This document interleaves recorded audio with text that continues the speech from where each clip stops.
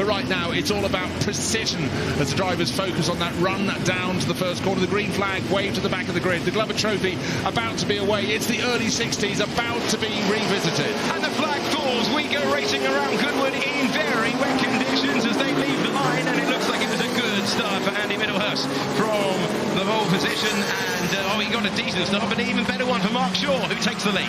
Mark Shaw most certainly did. Alex Morton came up a row or two, number 21 in the Lotus 21, but up at the very front of the field, that was a brilliant start from the middle of the front row.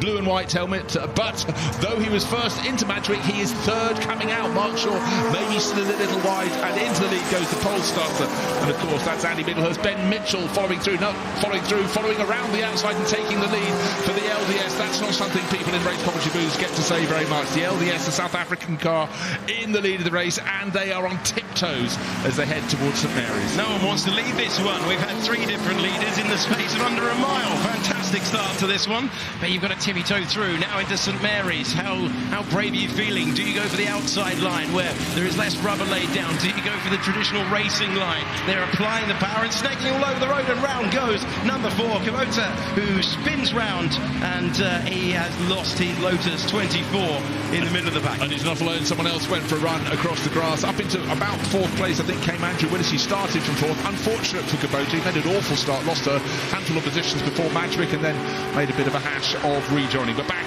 onto the circuit he goes. But out front, absolutely rocketing away, is Ben Mitchell. 2nd place Andy Middlehurst, and up to 3rd now comes the BRM with that bright orange lipstick nose of Andrew Willis.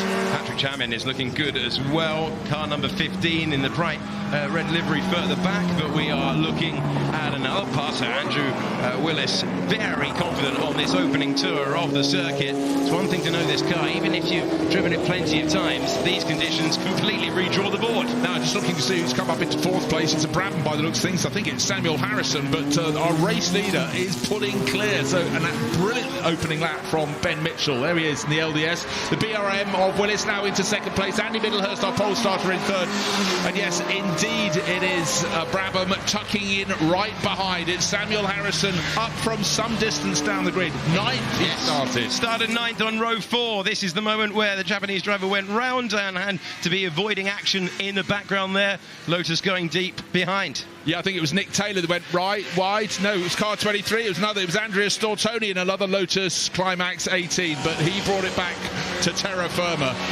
And here comes Samuel Harrison up the inside of Andy Middlehurst, and didn't quite make it work. Andy has won so many Glover trophies, but in these mixed conditions, he's just being a little bit cautious, and maybe some of the younger guns are making the moves, and certainly Ben Mitchell, leading the race, has fewer candles on his birthday cake than most.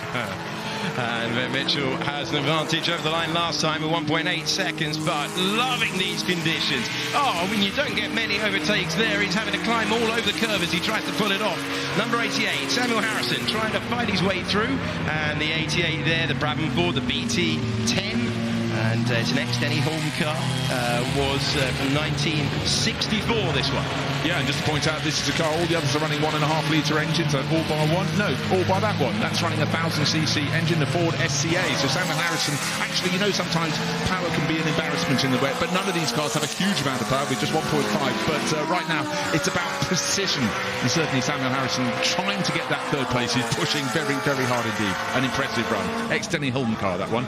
Yeah, and is he looking to try and make the pass, trying to improve? Dare he go around the outside? How brave are you feeling, Samuel? We're about to get our answer in a few moments' time. We head into a corner, and he wisely feathers back to the throttle, and they maintain their position at the moment. Andy Middlehurst hanging on to 3rd place. It's Mitchell, then Willis, then this battle that you're looking at between Lotus and Brabham. And just looking at the apex of the corner at Woodcote, there's actually really quite a deep puddle there if you kiss the curb, so maybe you either ride the curb or get a little bit wide. But what we're getting is Andrew Willis is getting closer and closer to Ben Mitchell. The gap between 1st and 2nd down to under a second, 0.88 of a second. And by the time they got to Magic, it was down below. The 3rd place battle, Middlehurst still just ahead of Samuel Harrison, so Lotus ahead of Brabham.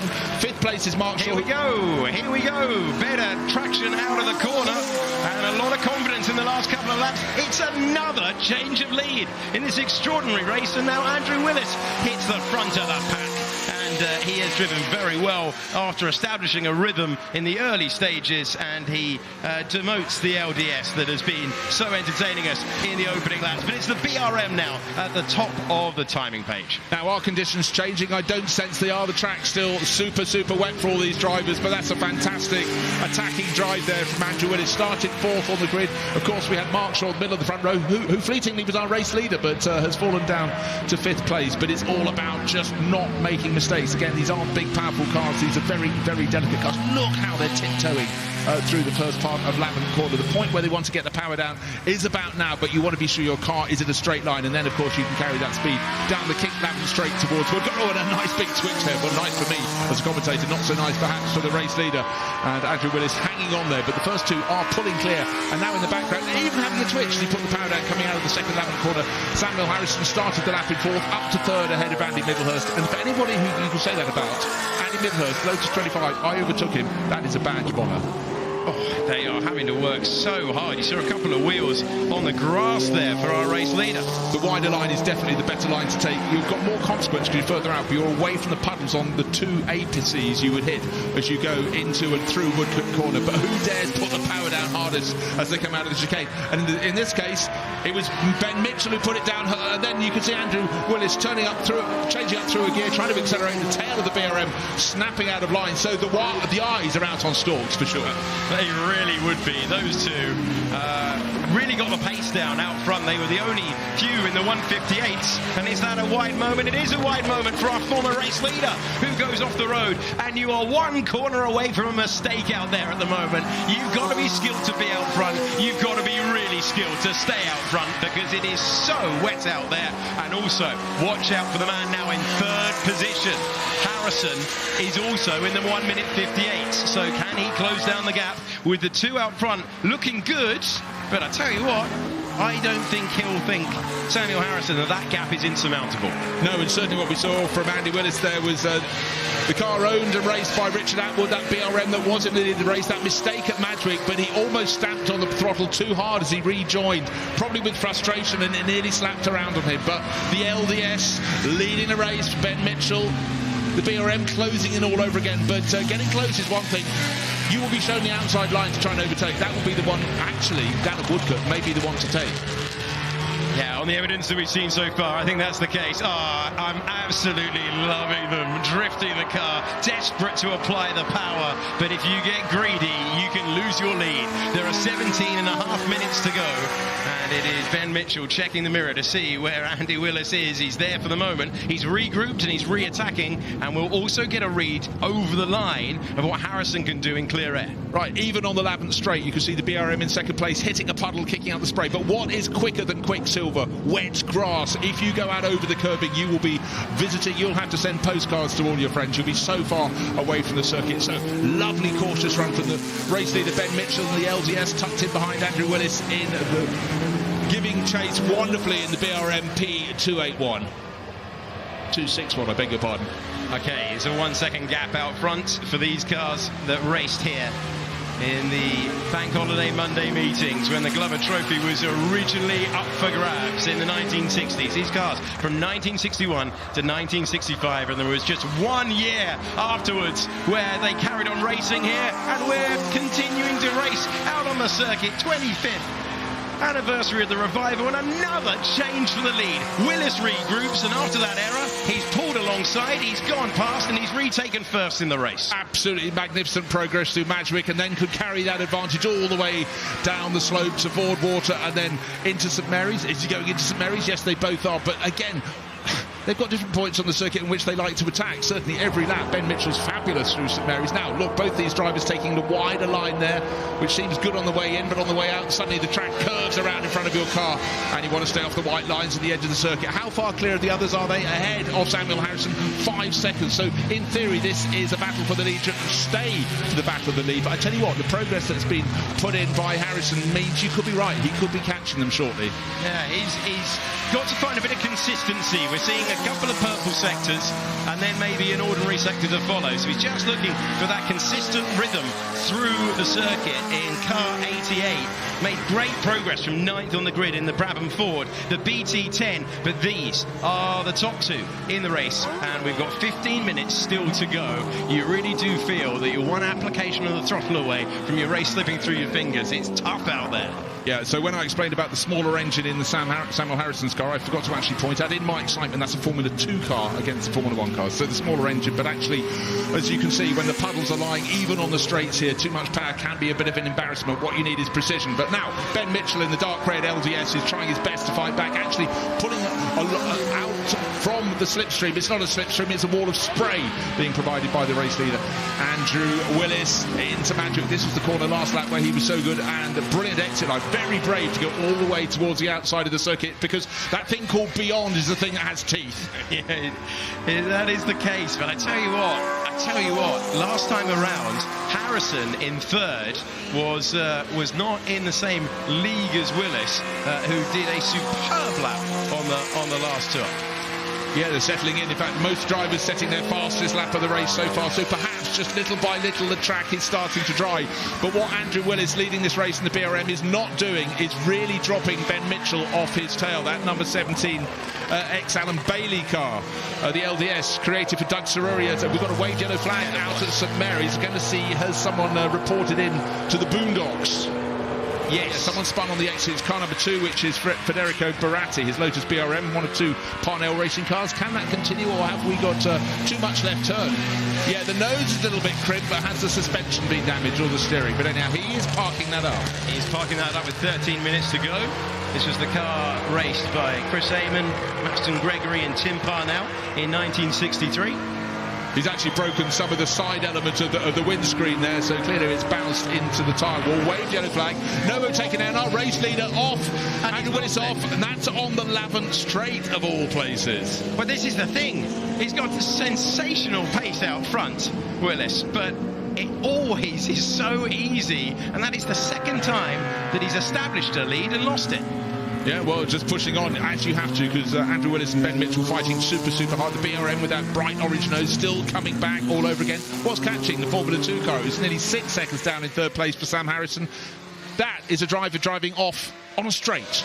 That is how wet it is. And then you get the bucking Bronco ride, and then, oh, bless me, back on the track.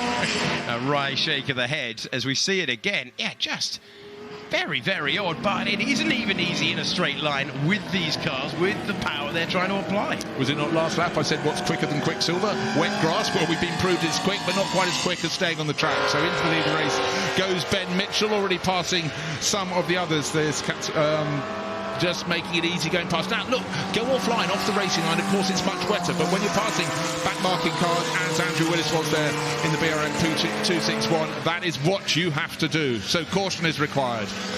Well, the LDS Climax F1 is its official title, and it's back in the lead, and maybe not with the ultimate pace of Andy Willis, but consistently keeping it on the road. And we'll have another edition of this battle out front, with Samuel Harrison trying to get closer and closer still. And well, you can see now the gap is coming massively down in the battle for the lead. Yeah, it was 2.6 seconds. That lap, the lap before when the BRM went off, Andrew Willis, it cost him 5 seconds, but he got it back on the track. Number 8, the Nick Taylor's Scuderia Colonia Lotus being passed. That's the white one with the black and white checkers up the flank, and car number 14 making progress going through, which is Richard Wilson, Cooper Climax Bruce McLaren Monaco winner. The track is definitely drying out. Yeah, podium positions as well with that car 14 in the British Grand Prix, the US Grand Prix and the South African Grand Prix back in 1962. Currently running in 10th position is Wilson.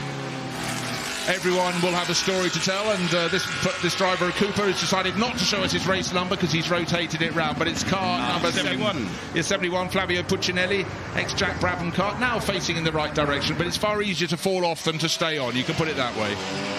Different challenge now, because it is beginning, the rain has stopped, so the rain has stopped out there, the lap times are dropping, but in chasing that lap time, you can easily have a spin like we just saw. Absolutely so. So it's good to see that Puccinelli has got going all over again, but unfortunately car 99 has not. That's Mark Shaw, who started middle of the front row, was the leader into the opening corner, yet was third on the way out, and some rear-end contact there. Hart was running in 5th place overall behind Andy Middlehurst. He's dropped it, he dinked it, but the battle for the lead is closed right up. We saw Andrew Willis was getting closer and closer to the LDS of Ben Mitchell, covered by under a second on the start-finish line, and as they go towards St Mary's, it's getting closer and closer. Sorry, out of St Mary's to the second part of Lavant, and they've got traffic up ahead. This could be defining factor. 10 minutes left in this Glover Trophy race. What an excitement. And there, Andrew Willis' right-hand wheels on the grass. Good grief. Yeah, braver than I would be behind the wheel. Now you've got to pick your way through. We've got 2 cars by the side of the road, and we're not yet intervening to change it. And you're trying to pick your way through here, and you're trying not to lose the lead. Absolutely so. So, hand up from one of the drivers. Let them... Oh, no, it's hand up all around. And that's from our race second-place car, our race leader, suddenly arm in the air for Ben Mitchell. Now, I want to check where the yellow flags are. Have we got a red flag? Did I spot red in the background, or was that someone jumping up and down wearing a red jacket? Can't see any... Just looking at the marshals out the window. No flags on the main straight. That is a change to the lead once again then. There's the yellow flag continuing to wave around the circuit. And the white flag denoting a slow-moving vehicle on the circuit. We saw, I think it was one of the UDT Laystall cars, or perhaps the BRP in that pale green, well, it was the pale green car, pulling to the side of the circuit there. So that was most likely cars off. Kurt Del Bene, maybe? Is that an issue for the LDS then? That was in the race lead, because there was an arm up and there was a drop back. Let's have another look. And this is going to be... Oh, that is how easy it is. You are straight to the scene of the accident, and that's a disappointing way for Mark Shaw's afternoon to come to a close. Most certainly is, and that just shows how tricky the conditions are. Car number 15, the Lola of Patrick Jamin, who was going very early on. Can he miss the chicane? He's almost going at no speed at all and has come to a halt. But again, just when you turn in, there's no adhesion for the French racer. Round it goes. So tiptoes, just as we were thinking the track was improving, it's now slowed down all over again. But a lot of it as our race leader Andrew Willis blasts by in the P261. What is the gap back to Ben Mitchell? Nearly 5 seconds, but we saw an arm in the air, did we not, from Ben Mitchell and the LDS? We did. That wasn't one of the cars being lapped as he goes around the 81 there. That is the Lotus Alfa Romeo, driven by James Davidson. Further down the order, but this has been really, really eventful stuff for the last 2 races. The yellow flag continues to be waved. They're not chucking the safety car out at this stage because I think it would interrupt the race time. And there are 8 minutes to go. It's Willis, Mitchell and Harrison, the top 3, as it continues to dry out around the 2.3 miles of Goodwood Circuit. Now bear in mind that car parked between, not the 99 car of Mark Shaw, which is parked to the side of the circuit there, but the one on the between St Mary's and Lavant has been there for about 3 laps. The waved yellow flag is there, so the drivers all know that Federico Barati's Lotus 24 is where it is. However, still trying to see the gap between Ben Mitchell in second place in the LDS and Andrew Willis as they go around the sections of that. They're lapping at equal pace, but we did have that moment where Ben, in the lead of the race, just behind that gaggle of cars as the front runners came through, stuck his arm in the air. And it would be very, very interesting to find out, perhaps after the end of the race from Ed Foster, if Ben finishes in the top 2, just what went on out there. Well, it's been an engrossing battle all the way through. We had 3 leaders inside the opening mile of the race, and now we're looking at the great animation behind the wheel of Alex Morton having to work very, very hard there, and he is in the 21 as the marshals make them aware that there are cars at the side of the road. That's in the Lotus 21 from 1961. Yeah, Alex Morton made a really, really good start in that one, then fell back a little bit. This is a car largely raced in South Africa by Neville Ledley, who until yesterday was calling Neville Ledurl. All my life I've only read his name, but I've been straightened out on that one. But right now he's being pushed very hard by Richard Wilson, the Cooper T60, the first car that was fitted with the Climax FWMV engine, the car with which Bruce McLaren won at Monaco, but McLaren wouldn't have wanted these wet conditions at Monaco. But that number 14 Cooper tucked in behind, biding his time, but time is not necessarily his friend. 6 minutes remaining, but certainly some points on the circuit that are very, very wet indeed. And again, the slightly cautious exit from the chicane has bought a little bit of breathing space for Alex Morton in that Lotus number 21, or Lotus 21, number 21. Easy to pick out. Beautiful looking car, currently circulating in 6th position with Wilson in 7th. Then it's Jamin who's had that spin at the final chicane early in the race, and then it's Taylor and Collins as we check back in. Well, just taking a look, I mean, the lead was 5 seconds, or the best part of that, between Andrew Willis in the BRM and Ben Mitchell in the LDS. It's now out to 7 seconds, so I don't know why Ben stuck his arm in the air as they came across the group of cars. Now, great little car, number 44, Klaus Berg's Lotus 18, ex-Cameradi team. And I like it when they still have the original driver's name on the flank, much as that one, our race leader says Stewart. We've just seen Jackie Stewart with his championship winning car, 3rd championship winning car. But Ian Burgess is the name written on the side of the car about which we were just speaking there. Well, the number 7, Andrew Willis, out front and looking for a slightly less eventful end to the race than the start of it. We've seen him rejoining a couple of times, shaking his head, but he will be smiling if he can stay where he is for another 5 minutes. That's the aim for the driver who has now it's dried up, looking far more assured behind the wheel, still taking that wider line, the wet line going through there. We saw slightly tighter lines from him at the start of the race and then adapted as he went. Oh, this is a wonderful shot of a wonderful car. Coming into the chicane, the question is, well, how close would you like to go? Perhaps you allow a little less space to yourself because you know your car could carry on sliding towards the second part of the wall at the chicane, but that's a brilliant driving from Andrew Willis. The gap to second place has come down by over half a second, but it's 6.4 seconds at the moment, surely with 4 minutes to go. That is enough. Now we've had a change of position. And Richard Wilson has got past Alex Morton, and that is for 6th position as he comes over the line. 4 minutes to go, and the number 14 car raced in 1962, the Cooper Climax. Now, let's just wind the clock back, 4 laps? The change of lead. Was Ben Mitchell passed under the yellow flag for the lead? Did he stick his hand up and then Andrew Willis come through? Can't tell you as yet, but I'm just fulminating, just trying to work out what went on. But since then, their pace has been very similar, but 6.4 seconds is the gap. That surely is insurmountable with 3 3/4 minutes remaining in this race. But right now, the front 2 cars, they're 15 seconds clear of Samuel Harrison, the number 88, Formula 2 Brabham, who's driven beautifully in that. The track, it does look as though it's improving, but the lap times are still north of 2 minutes, whereas the fastest lap of the race was 1 minute 56 from our race leader, from Willis. Yeah, you're absolutely right. It is brightening up out there. It has stopped raining for about 10 minutes now. It was heavy at the start of this one. It was really tricky for the drivers to deal with. Clobber that protruding part of the barrier. One did slightly wider line through that. Yeah, but what we're having is Ben Mitchell in the LDS, car number 17, is definitely closing on the race leader. Definitely. I'm just trying to see the last lap from Andrew Willis in the BRM there. He is car number 7, was 2 minutes 7. 2 minutes... Oh, sorry, 1 minute 58.3 for the driver in second place, Ben Mitchell. There he is, so he's gained nearly 3 seconds on that lap. But the clock surely will run away with him. Through the first part of Matchwick he goes. Don't forget, that was one of the places where our race leader, Andrew Willis, ran wide on the circuit. In fact, you can see his tyre marks coming across the grass and just about got it back onto the circuit. However, it's all a question of who will make the fewer number of slip-ups.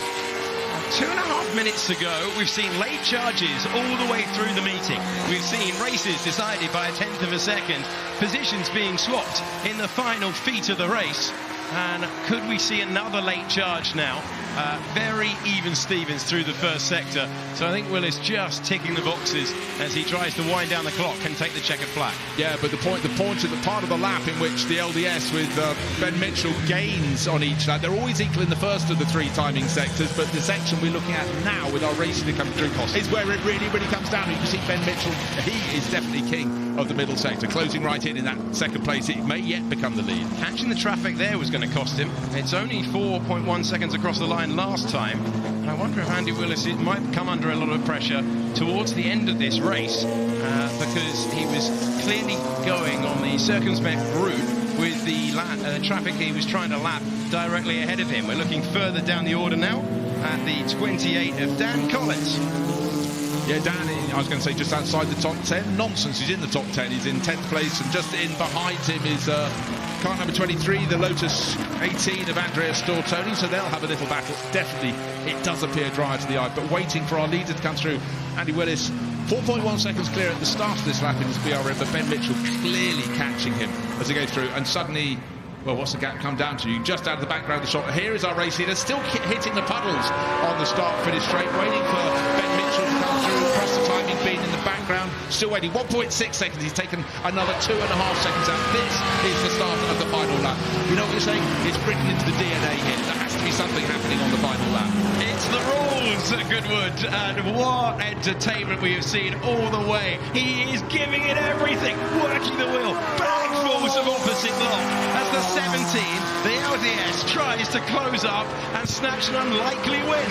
Single seaters should not go sideways. Oh yes, they should, and particularly in the wet. So brilliant attacking drive from Andy Willis. He's had a couple of off-track moments in the race-leading BRM. There's the P261, but the 17, the LDS of Ben Mitchell getting closer and closer, but time running out. He's got half a lap to go. He's now within a second. Who's going to be better through this part of the circuit? Well, for the last 3 laps, it's been the driver in second place. Ben Mitchell, very, very confident and getting the tail out in the second part of St Mary's.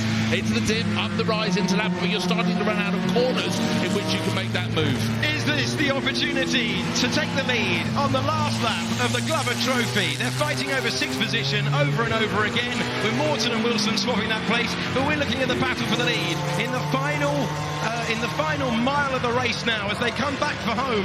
Now, is that traffic going to get involved? It's been a good response from Andrew Willis, but this is the part of the track where Mitchell has been utterly sensational to close the gap down from 6 seconds to 4 seconds to 1 second across the line. But Andy Willis has responded, unless we can see something truly extraordinary. We're into Woodcote Corner, but he's hesitant, and there's half a chance here. How much are you prepared to risk going into the final chicane? Oh, it's going to be car lengths, but Andrew Willis has done the job.